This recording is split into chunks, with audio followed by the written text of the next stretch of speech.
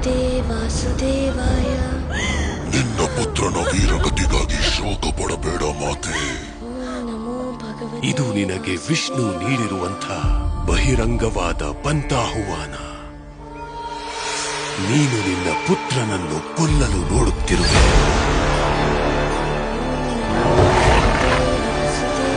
ಆದರೆ ಅವನು ತನ್ನ ಭಕ್ತನನ್ನು ಕಾಪಾಡಲು ಮುಂದಾಗಿದ್ದಾನೆ.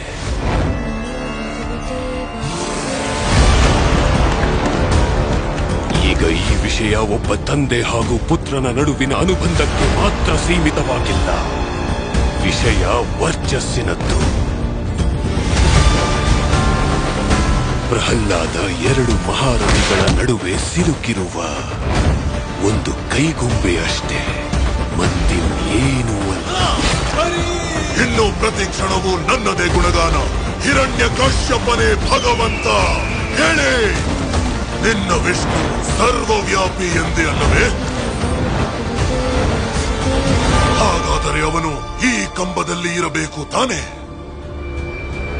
ಅವಶ್ಯವಾಗಿರುವರು.